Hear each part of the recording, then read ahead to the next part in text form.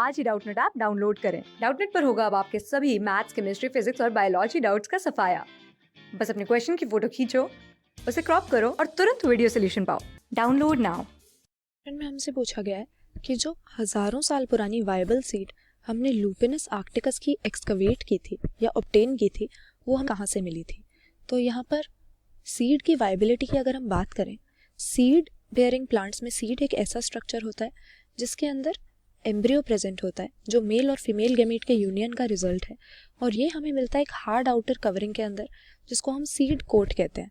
तो यानी सीड के मेनली दो पार्ट्स हो गए, एक तो इसकी आउटर कवरिंग, इसका सीड कोट, और दूसरा इसके अंदर जो यंग प्लांट प्रेजेंट है या एम्ब्रियो प्रेजेंट है।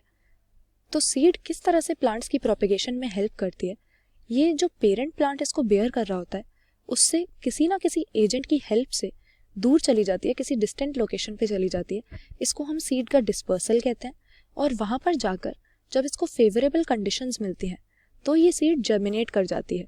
यानी जब इसको ऑक्सीजन मिलेगा, वाटर मिलेगा और ऑप्टिमम टेम्परेचर मिलेगा, तो उस समय पर ये जो एम्ब्रियो होता है ये सीडलिंग में डेवलप होने लगता है। यानी रूट्स और शूट्स इसमें से निकल कर आती हैं और सीड को चर करके या इसको तोड़ के ये सीडलिंग सीड से बाहर आ जाती है।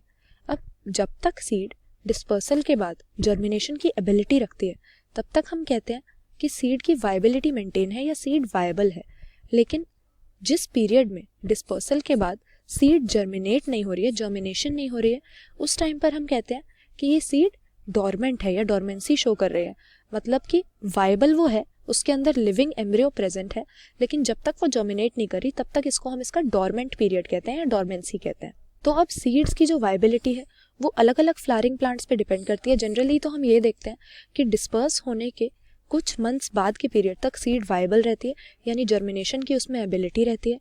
लेकिन कई एक्सट्रीम केसेस भी हमने देखे हैं जब थाउजेंड्स ऑफ ईयर्स ओल्ड, हजारों साल पुरानी ऐसी सीड्स थी जो अभी तक वायबल हैं।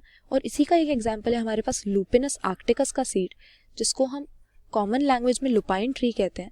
इसको हमने एक्सकवेट किया था या खोद कर निकाला था आर्कटिक टंड्रा में से। आर्कटिक टंड्रा मतलब आर्कटिक यानी पोलर रीजन की जो वेजिटेशन होती है उसमें ये ट्री हमें मिलता है। और यहाँ से हमने ऐसी सीड एक्सकवेट की थी जो 10,000 साल पुरानी सीड थी और 10,000 ईयर्स ओल्ड होने के बाद भी ये सीड वायबल थी, यानी ये डॉर्मेंट कंडीशन में प्रिजर्व थी। इसके अंदर का जो एम्ब्रियो था वो अभी भी लिविंग था और ये सीड फेवरेबल कंडीशंस देने पर जर्मिनेट कर गई। तो ये बहुत ही लॉन्ग पीरियड ऑफ टाइम हो गया, इतनी पुरानी सीड अभी तक वायबल थी। तो इसीलिए हम इस लूपिनस आर्क्टिकस की सीड को सबसे पुरानी वायबल सीड के रूप में जानते हैं। और ऑप्शन ए यहाँ पर करेक्ट आंसर मार्क करेंगे। ये हमने कहाँ से एक्सकवेट की थी? आर्कटिक टंड्रा से। क्लास 6 से 12 से लेके नीट, IIT, JEE मेंस और एडवांस के लेवल तक 10 मिलियन से ज्यादा स्टूडेंट्स का भरोसा। आज ही डाउनलोड करें डाउटनेट ऐप या व्हाट्सएप कीजिए अपने डाउट्स 8400 400 400 पर।